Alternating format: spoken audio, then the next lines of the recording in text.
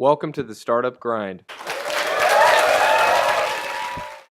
Who's here for the first time? So welcome to Startup Grind. Well, who's here for the first time? Wow. So this is actually our second event here in Davis.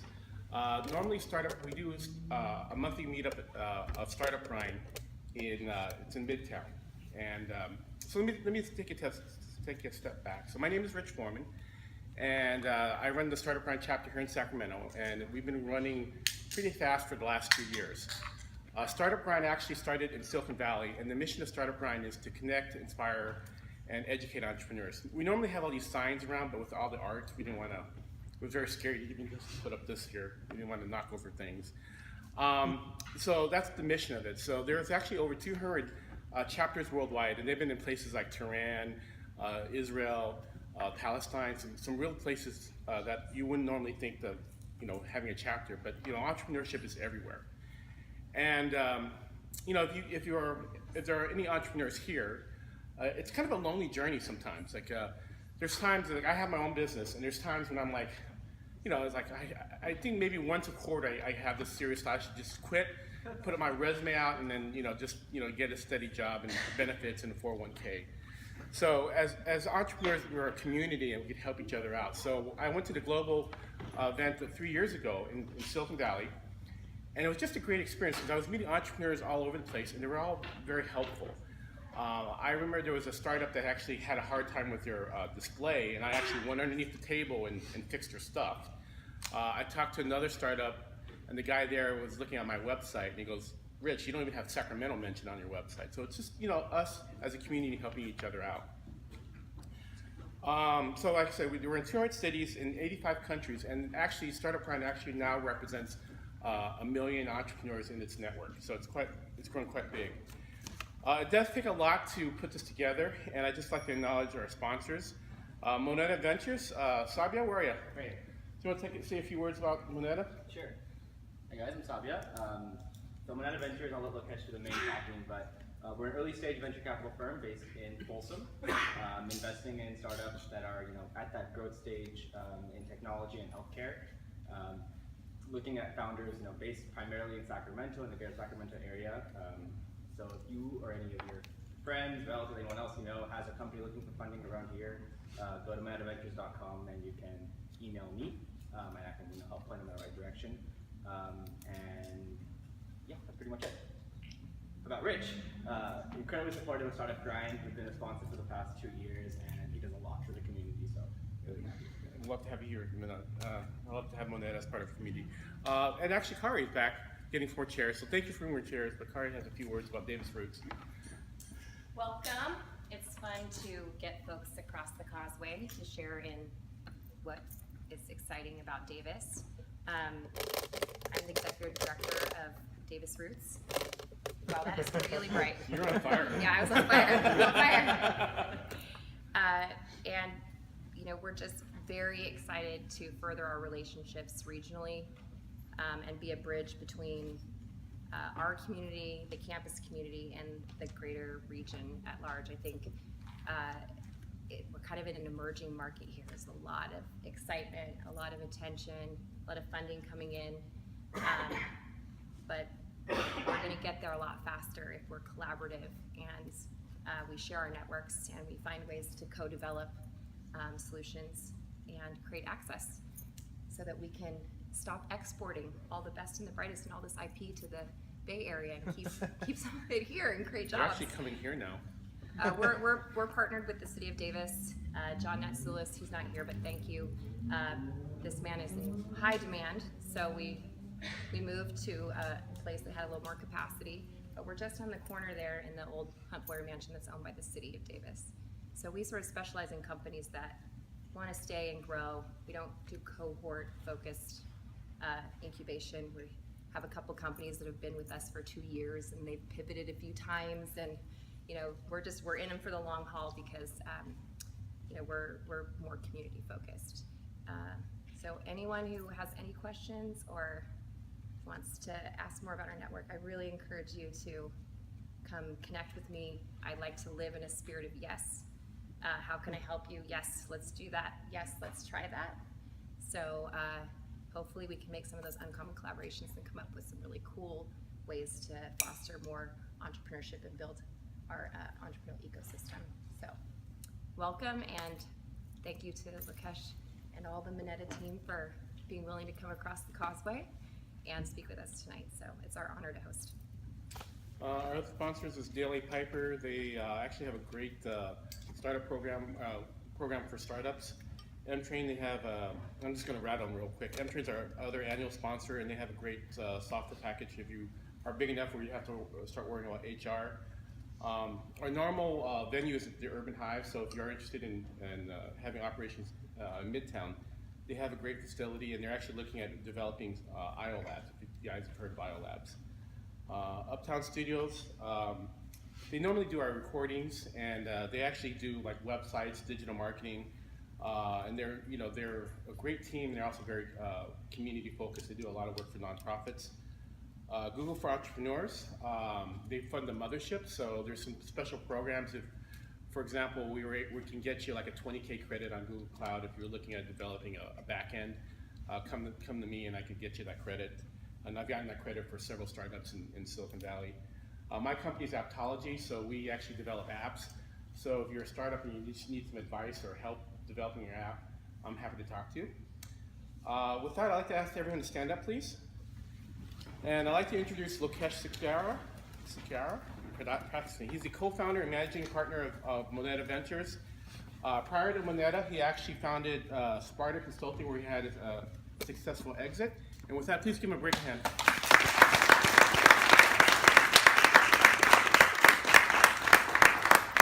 You get the rock star welcome. Thank you. And apparently I get the granny chair. So hope it doesn't break under me. So just like what I usually start out with interviews is I just want to get the people to sort of know and learn about you. So like, where are you from? Like, what did your parents do? Sure, and before I start, I just want to thank everyone here for coming, and my parents were surprised that people were actually willing to listen to me, so so I know they even moved destinations apparently because there's so many people who want to listen to me, so I'm very proud of that. So, you're a rock star. No, but I grew up in India. I went to school at another UC campus, Berkeley, about 100 miles from here. And, I've never heard of them. No. And did electrical engineering, computer science with a minor in business. And then started working for a company called Pricewaterhouse on the management consulting side. And they sent me on a project here at Intel in Folsom. And I loved Folsom, so never left. So I've been here since 93, 94 timeframe. Yeah. So 22 years in this region. So one of the things when I actually talk about you a lot, Lokesh, and one of the things I think a lot of value is there's a VC, there's a VC that's a Stanford MBA who's actually never run a business or started a business. They're all academic. You actually, have started a business, had a successful exit, and that was Sparta. So you want to talk about Sparta a little bit? Sure. Because I wanted to be based here in this region, I got an opportunity to work for a company called Rapidyne. And Rapidyne was about 25 million in revenue when I joined them in Folsom. They were based out of Pittsburgh, but they had a small office here in Folsom. And so I joined that office. Over time, Denise Ferry and Vaibhav, the two of my partners at Moneta, actually joined me at Rapidyne. And we were able to take the business from 25 million to over 300 million in revenue. Wow. So over time, all the operations, sales, marketing, a lot of that all happened out of Folsom. And so we were able to scale that. And when that was sold, I told the owner, I said, I only have one request, which is I want to stay on an entrepreneur. I understand you want to get out of this business. So we negotiated with the buyer that I could essentially be an entrepreneur, leave Rapidyne and start something on my own. I had a 1-year non-compete, and after 1 year, I started Sparta Consulting. And so to give a little bit more background around Sparta Consulting, we had done well at Rapidyne. The company had scaled well. So with Sparta, one of the key things we wanted to do was let our employees participate in our success or failure. So we let employees invest in the company at the same price that we invested at. So by the time Sparta was sold, I had 20% of the company, and the 80% was owned by other employees. Wow. So what was really special about that is when Sparta sold, for every dollar invested, we made $4.93, some 55-60% return per year. And for a lot of these employees and families, I mean, that meant, I think we made like 15 millionaires out of the process. For a lot of the families, this was, very special. And so I think the success we saw in Rapidae, even though it was much bigger in terms of revenue, it felt a lot better when Sparta was sold, just because of the wealth it created and the ecosystem it created. So what is the secret of, and this is probably, how did you grow you went from zero to whatever, what was Sparta? 125 million. So what does it take to do that?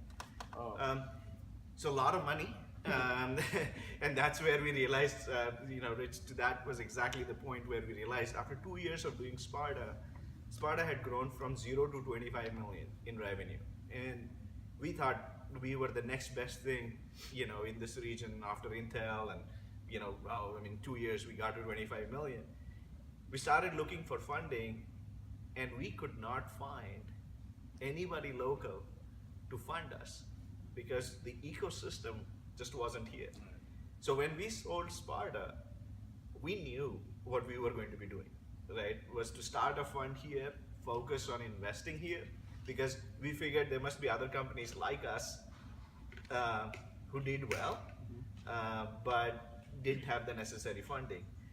So I think the secret in my mind of building a business is, one, to have access to capital. Two is strong teams. I kind of always like to quote this. There's a Benjamin Franklin quote which says, during the, when they were fighting the British, he said, "We must all hang together or we will all hang separately." Right? So, you either hang together or you hang separately.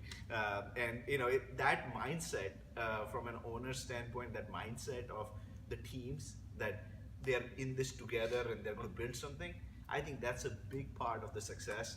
I, always knew, whether it was Denise or Vaibhav or, Paul or others that were part of our team, the core team, I knew that even if we couldn't manage payroll, they would still be with Sparta and they would still continue to thrive and make it successful. So just knowing that was so comforting that we knew we could take on the world, right?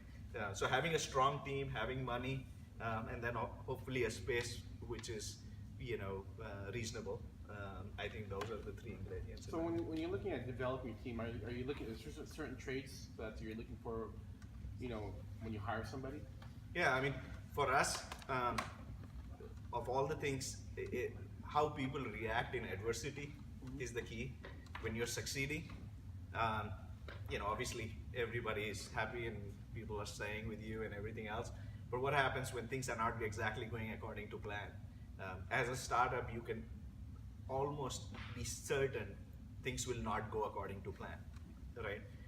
So if that's the case, when that happens, do you quit? Do your partners quit? What exactly happens then? That to me is the defining criteria of the team.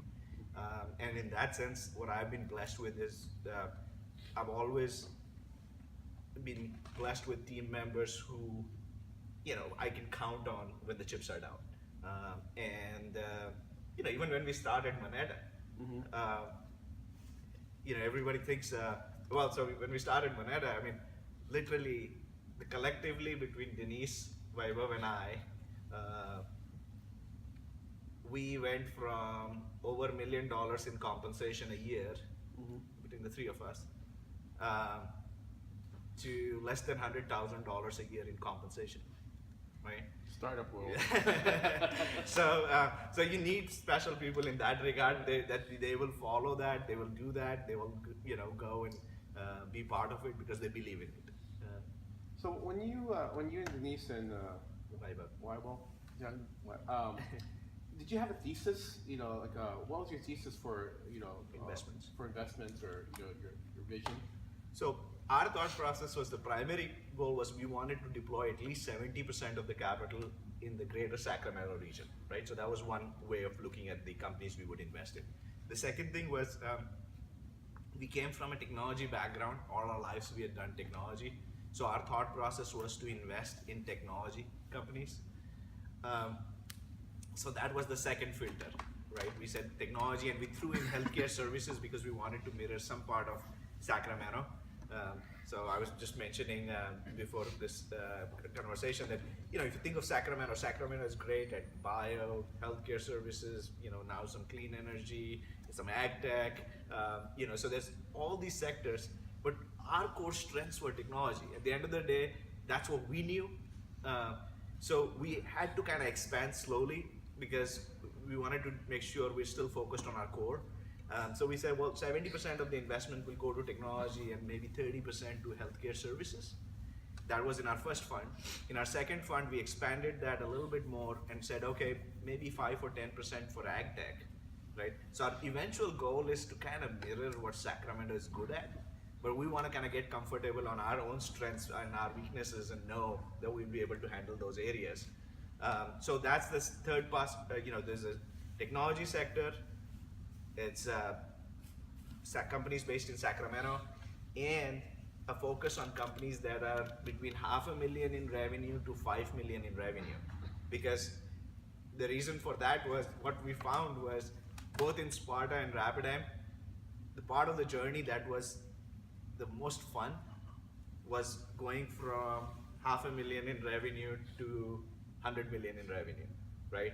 After it got to 100 million, the processes take over. It becomes a big corporation, and it just wasn't fun for us anymore. So we said, well, what we're going to do is we're going to focus on this end of it when it's a lot more fun and to participate. So that's our investment thesis. We focus on those areas. So when you were raising funds for Fund One, was it hard to raise the funds, or? So I started with the goal of raising 10 million, and I knew I could raise 10 million from the people that made $4.93 for the $1 they invested in Sparta, right? So I knew if I went after those dollars and said, well, would you want to invest in Moneta Fund 1? I knew I could get that. But what was surprising was we were actually able to raise 25 million in our first fund. And a lot of that I think was attributed to the fact that we had a very successful exit and people wanted to put in more and all of that. So what was hard though was in that 25 million, it was hard to get local money, right? So to get the high net worth individuals in Sacramento to invest in us was really hard. People who had already invested in us, yes, obviously they knew that we could deliver, so we got money there. What we were very fortunate with was one of the last investors in Fund 1 for a small amount was Kevin Nagel. And Kevin Nagel kind of believed our story and said, well, you know what, we're going to build this in Sacramento, and he kind of bought into it. So as Fund 1 did really well, it's been doing very well, and we have a lot of good portfolio companies and succeeding in that. Raising Fund 2 was a lot easier, right? So Fund 2, we set out to raise 25 million, and my goal was like, I want to just raise it in 2 months and get out of the fundraising business.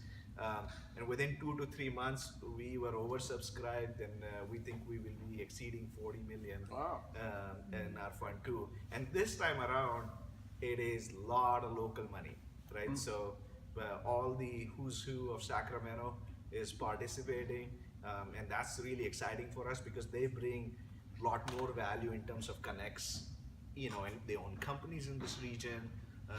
They are the players in town. So that's what's exciting about Fund 2. It's all high net worth individuals in Sacramento who are part of that. So one of the things I think it was Casper Jonas, when he came in, he said it was really, really hard for VCs to make money. Yeah. And it seems like you've had some early successes, which is why you went. Can you talk about some of the early successes for Fund 1? Yeah. So we've had So when you start a VC fund, you assume 1/3 of the companies will go to zero. You assume 1/3 will return maybe the same amount of money you invested, maybe a little bit more, and then the 1/3 that will do really well. So where we have been kind of fortunate is that of the 15 companies we invested in Fund 1, so far we have only one has died, right? So the fact that we didn't have 5 failures really boosted our returns. And a lot of it has to do with the fact that being in Sacramento, you can't invest in, like, we always joke about this. We say, well, if LinkedIn came to present to us, would we invest in LinkedIn or Google? And chances are we would say no, because when we would see their business plan, we would see that they would require subsequent rounds of capital. And while we are, fulfilling some need in Sacramento of providing capital, there still isn't an ecosystem which says who provides the next round, who provides the next bigger round. So we tend to focus on companies that can get to profitability quickly, so they don't require significant amount of capital raise. Yeah, I mean, sure, we would like them to go and raise in the Bay and everything else, but in case they cannot, we want to make sure that they don't fail. And that, to me, has been the key to success, and why we have had, Fund 1 ended up doing well, and we were able to, generate the returns. One of the and just lately, for whatever reason, I've been actually with Liz here. I spoke with her students. Yeah. There's Liz, Yeah. and I actually spoke to Sac State a couple times. And I actually will give an example of one of your portfolio companies where, I'll give you, but they were Chico State students that started up Pocket Points, and you actually invested like $500,000 in them. And so I want to give you talk about your story, how you invested in college students. Oh, great That's right, question. business.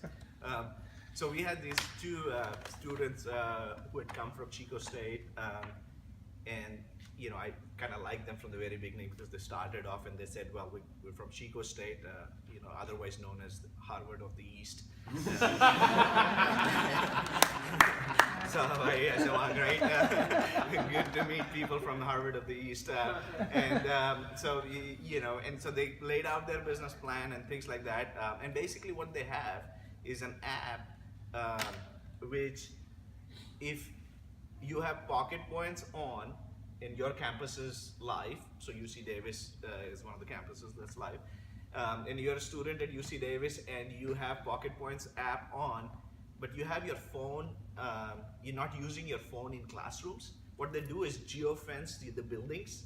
So if you are in that building and you're not using the phone, they give you points, right? Just encouraging students to not use their phones when they are in classes, right? That's as simple an idea as that.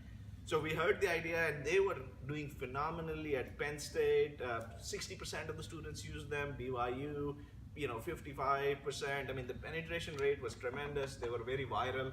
So we said, how exactly are you going to make money though, right? People don't use it, they get points, then what happens? And they said, well, then we're going to sign up all these local vendors around the campuses. And so if you're going to Mikuni's, and you can use the Pocket Points that you just gained to get 50% off your Mikuni's bill, fantastic, right?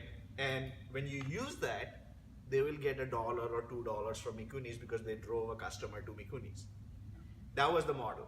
So we said, well, we really don't invest in just ideas. We like you to have $500,000 in a run rate. So go prove out your model, and if you get to $500,000 in run rate, then come back to us. And I thought I would never see them again. But 4 months later, they called and they said, yep, we are at about $40,000 a month in revenue, which is about $500,000 run rate. And so I remember we cleared our decks for them, and we said, okay, well, we're going to make time for you tomorrow. Can you come down here? Because we really liked them as individuals and what they were proposing, but then the fact that they were able to show revenue growth. So we ended up investing in them. They are actually about to close a much larger round of investment. And I think what number of employees are they at now? 60 employees. And mostly, they have so many campuses that are live. They have about $100,000 to $200,000 already in revenue per month, Wow. and scaling up. And so it's been a great success. And for us, that was really special to invest in a couple of kids who basically took they were second year students, I think, at Chico, and decided to put school on hold, I guess. So they're not going to school anymore. Yeah, well, so they are on hold, and that's the other thing we keep telling them. There's, well, if you sell to a Yahoo or a Yelp or somebody else very quickly, maybe you should go back and get your degree. But So there is actually, I love that story because it's just college students. yes, too. yeah. Okay, so I have to, let's go the opposite way. Without naming names, Yeah. can you talk about some of the maybe companies that weren't successful and some of the pitfalls that you saw that they went through? Yeah, maybe sure. Lessons learned from that? Yeah, so I think we can talk about the one company that we have called quits on. So this was a company which basically had signed an exclusive agreement with the NBA to develop a trivia game for them, right? So it would be the exclusive NBA trivia game app. And they already had deals with Manchester United, the soccer club in England. They were close to signing a deal with a couple of other larger clubs in Europe. They had a deal with the NBA, and we decided, we kind of went away from our thesis. We usually like $40,000 a month in revenue before we invest, but we felt they were going to go live in December, and we felt that once they went live, they would have so much revenue that pretty much they won't need our money. So in November, we took the plunge and we invested. We got our investment board to buy into this, and said we are going to deviate from our philosophy and let's go and invest. Well, what happened was that the NBA had promised them a lot of marketing coverage. LeBron was going to tweet about them and all that kind of stuff, and just somehow it didn't pan out all that way, right? So lacking that marketing, it was just another app, on the 6 zillion apps on Apple, and they really could never get traction or revenue generation. And so pretty much we ended up losing our investment in them completely, and shut the company down in October last year. So this was an example where we deviated from our thesis and it didn't work out. Any lessons learned from that you Yeah, saw? so I thought there, a lot of times things can look attractive, but maybe sticking to our thesis is not a bad thing. There's a reason why there's this thesis, why we want $500,000 in revenue, because it proves out certain things. So that was one lesson. The other one, that without naming names, is we had a situation where a founder has 3 or 4 companies. So if you're an entrepreneur and you're pitching to a VC, you might be very talented and therefore you might have 4 different things going on. Talk about only one thing with the VC, right? Because it's just like, in general, you have 4 things going on. Are you really going to put time into my investment or not? If I have to be worried about that, that's just one more worry. So we have another company like that where we just feel like the founder doesn't devote enough time to the portfolio company, and so that was another lesson learned. So things like that. I think with you do have an exception to the thesis. Do you still have it where they have some sort of user traction? Yeah. So if they have user traction already, we will we'll not look at revenue. But then the other thought process we had was to partner with the institutes like Urban Hive or IOLab or things where they could do the first stage, right, where they could provide the capital for the accelerator program and things like that, and we could kind of help them. And then the successful companies that come out of there, we could invest in those. So that way we build a conduit towards that. So I think that you and I know this on you're contributing to the when IOLabs go live, when they have the accelerator program, they're going to contribute to that? Yeah, so we've been thinking about that. There have been some changes there that we need to evaluate and all of that, but programs like that is what we want to make sure we invest in. I actually think that's really like, having gone to 500 startups and seeing that ecosystem there, it's both the mentorship and then the money, the capital. And that's the one thing that Sacramento doesn't have. They don't have an accelerator that actually also invests money. There's a couple that actually you go through the program, actually, but you don't get any actual capital out of it. So I think that's really going to be huge for us when we get there. So there's probably a few people here that actually came very far away to meet you, or actually more. I'm throwing Sabia under the bus. Meet Sabia. Like, what's the best way for a startup to engage, and what advice would you give them before engaging? Yeah. So the things that I would say from a startup standpoint is to have all the your ducks in a row, right? Make sure you know who you're selling to from a customer standpoint. Ideally have few customers going, ideally have some beta customers, a product, at least a minimum viable product. And then the best way to approach Moneta is to reach out to Sabia or to apply on our website. And that's where Rich was kind of throwing Sabia under the bus, was because 90% of the rejections that happen at Moneta, he's the man responsible for it. Right? So, the 10% that make it through the Sabia screen is where we all get engaged.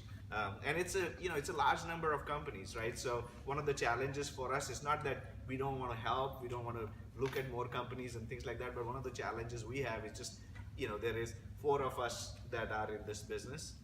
There are 3 who help us with back office functions, so there's total team of 7.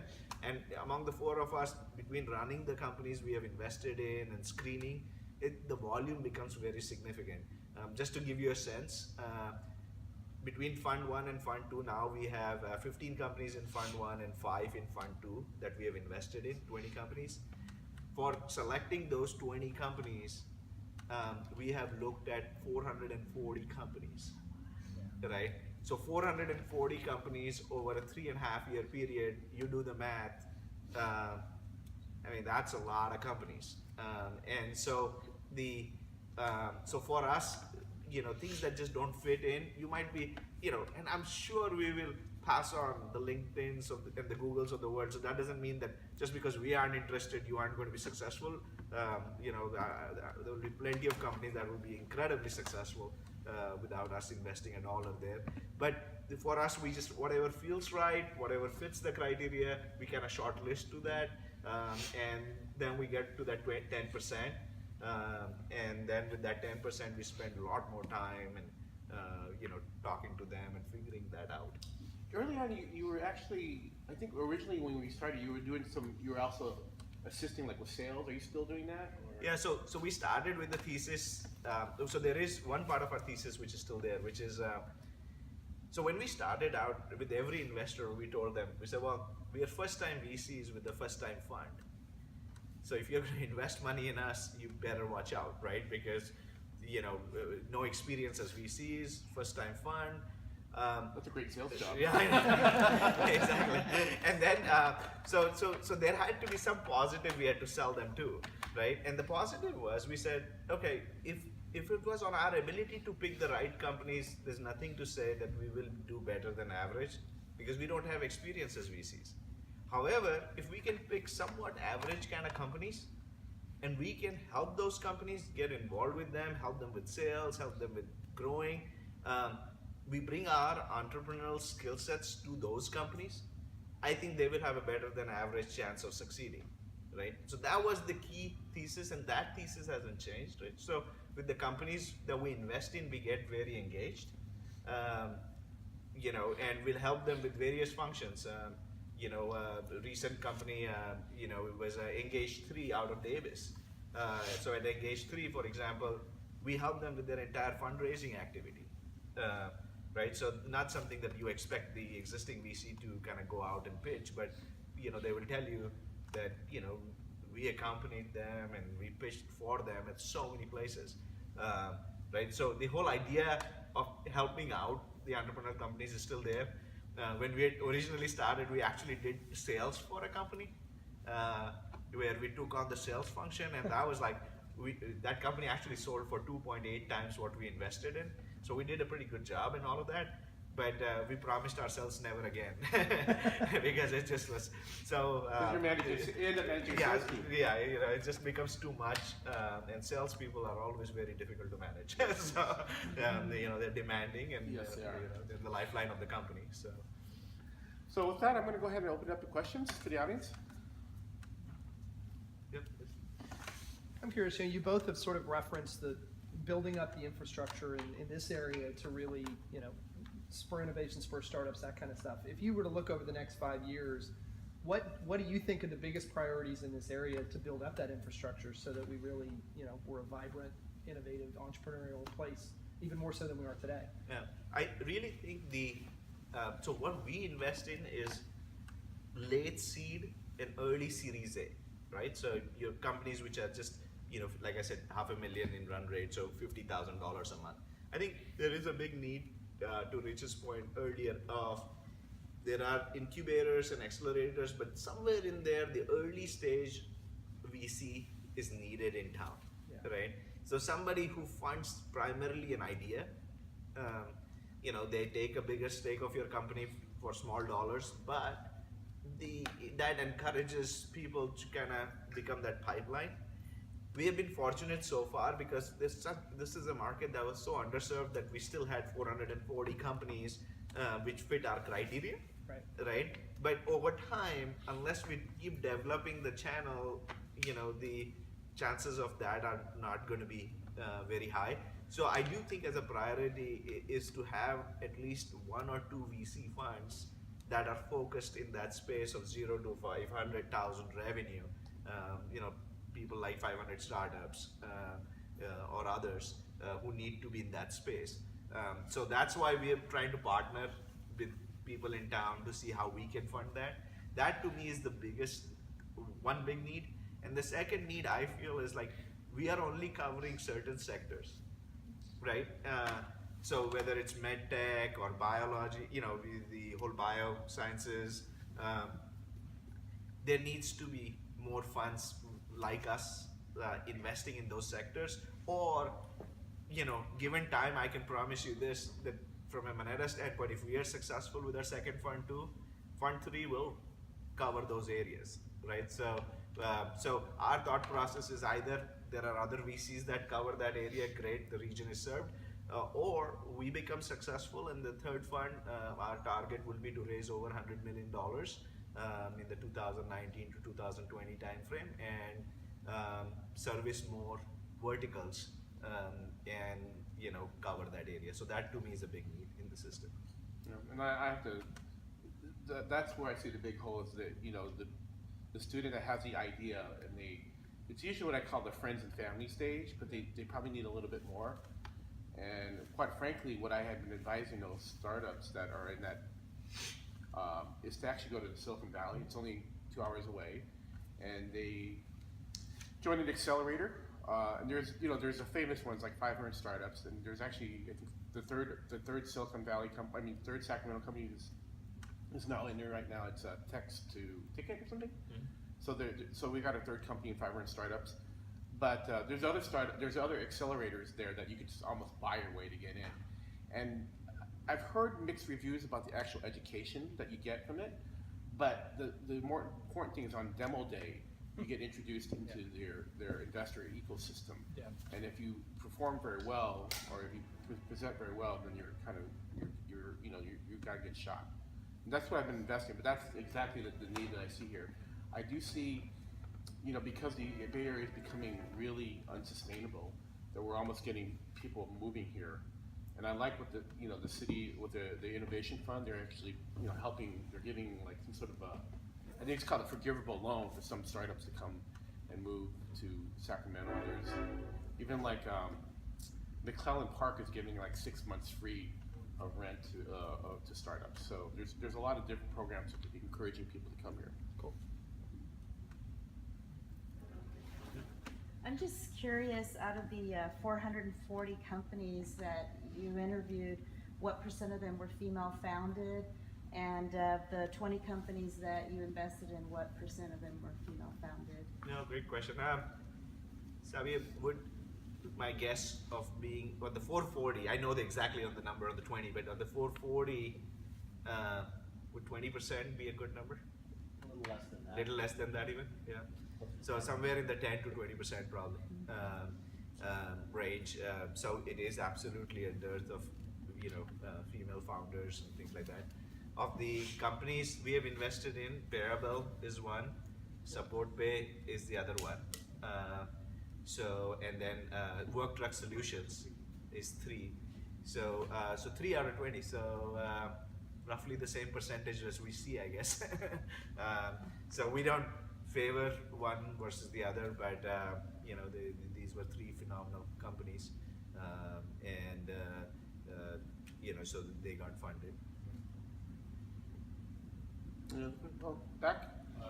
VCs are like usually bad guys, but you seem like a pretty good guy. So I'm because guessing it's because you enjoy what you're doing. So what do you like about allocating this capital? no, it's so we joke about this internally. We've been entrepreneurs 18 years and then VCs for 3. So we don't want to slowly turn into the bad guys. Right? So maybe we haven't had enough time to turn into bad guys. No, I think what we enjoy the most about this is the successes that come out of it.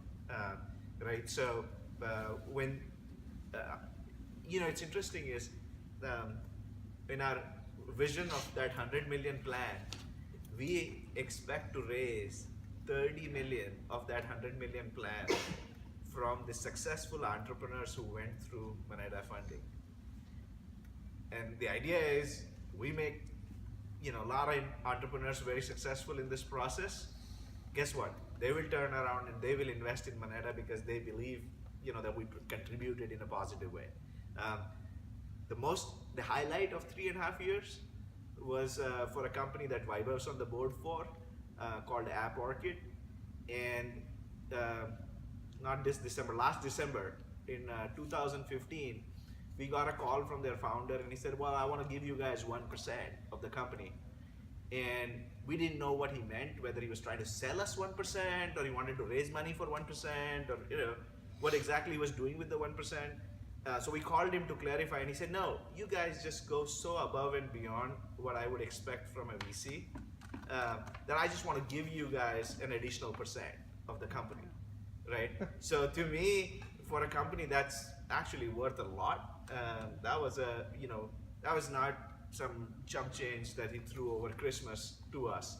But more than the monetary value, what it said was that Vaibhav had provided such value to him that he just felt grateful for that. Now, imagine when his company sells, and we as Moneta ask him to invest in Moneta, I think we have a very good shot at capturing his money.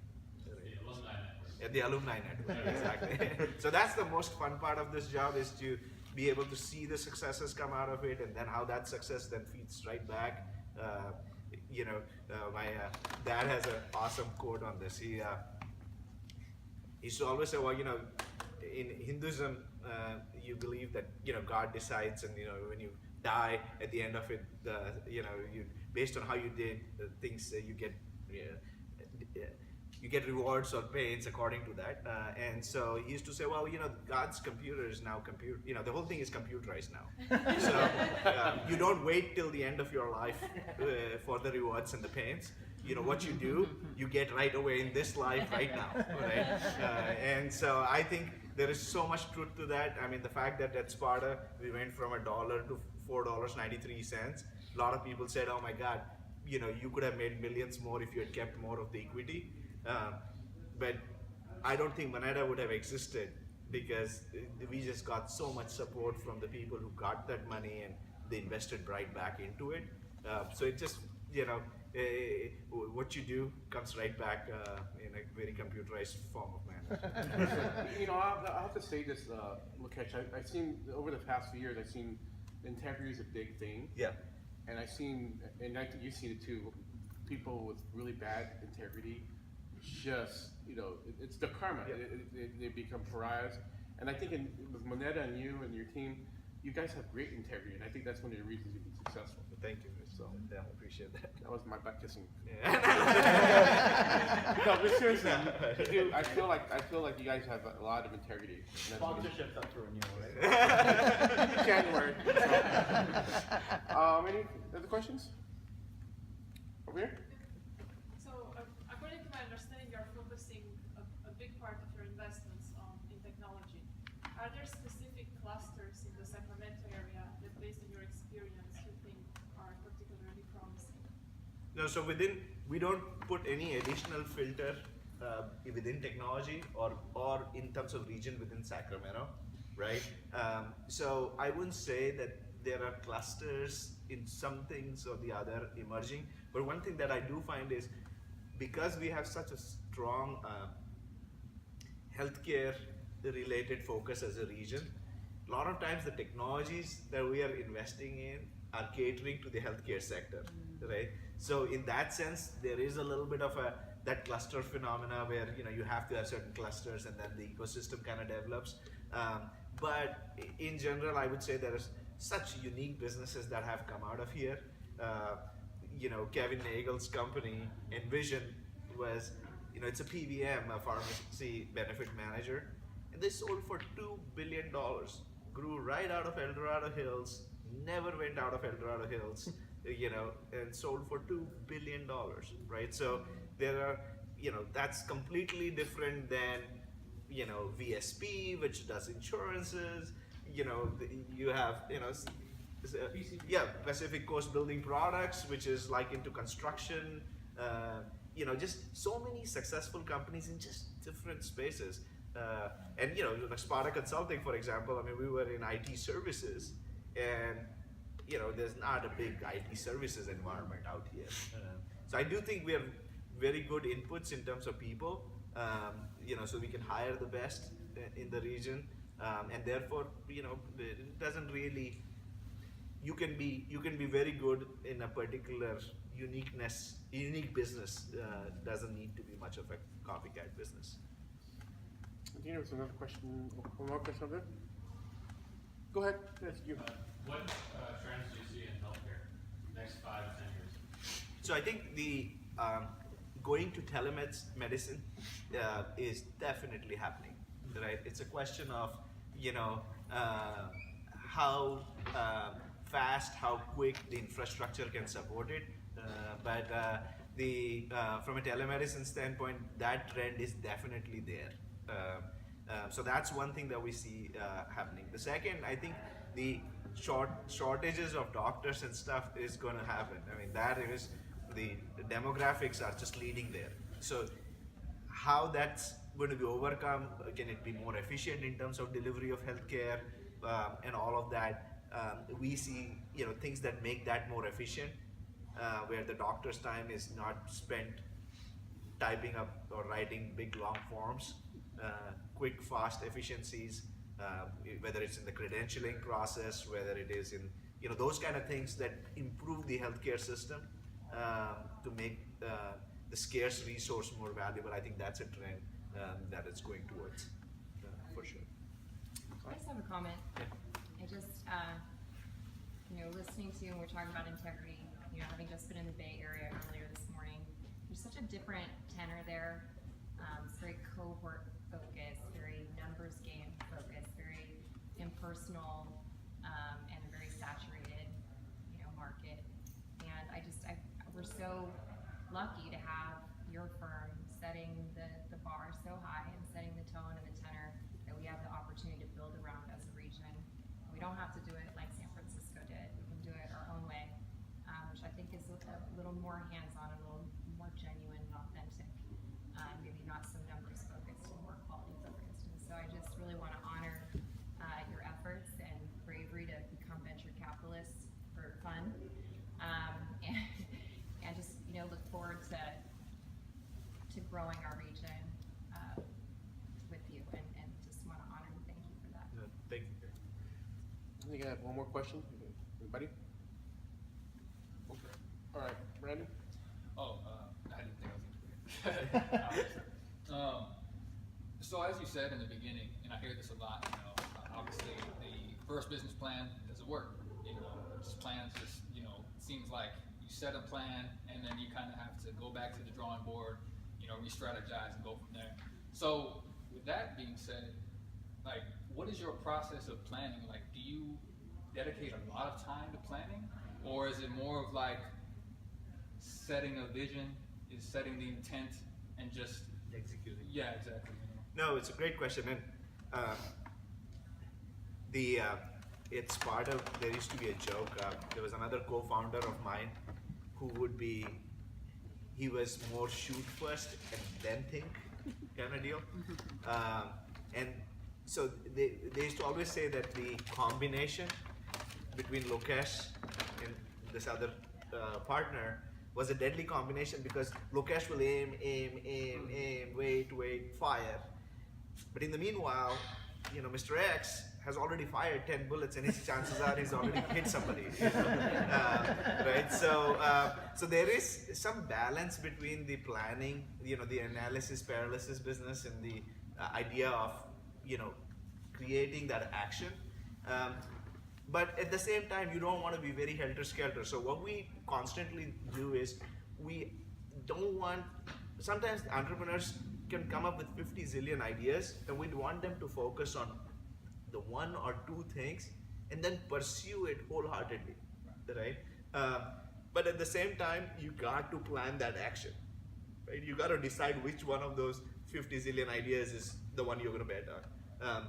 But in general, if you spread yourself too thin, you're pursuing too many things, on the entrepreneurship side, it's a problem. So you gotta stick to one, and there will be obstacles, and it'll not seem like the brightest idea after some time, but you gotta continue on that for, you know, give its due before you decide, no, this is definitely something that's not working. Right? That's why it's that balance is key, right? It's not the planning. You don't want to spend too much time there. You don't want to be just firing without having a plan. I think, borrowing from an analogy that on marketing particularly, somebody said this, and I really loved the quote.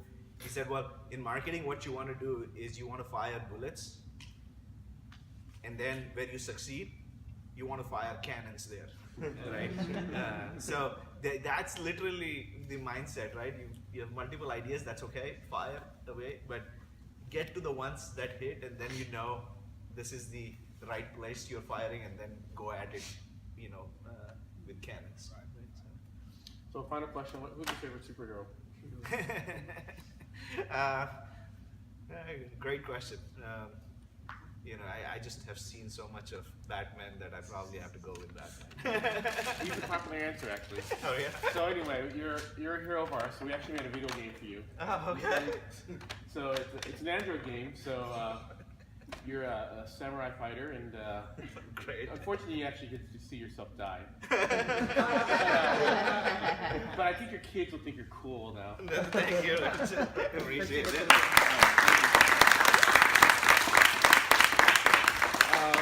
So this ends our fireside chat. I actually like to thank, this is so hectic moving here, so thanks for Kari she did a Herculean, that's not a word, just a huge effort to move everything here and finding a place. And actually it was almost like a miracle. It was Brenda and Bernadette. Yes, thank you, Mike. So Bernadette actually a professor of sociology. That's right, it's sexy. But she happens to have a catering background, so she elbowed me and started putting the food down. So it was awesome. So she helped us in that kind of little crisis mode.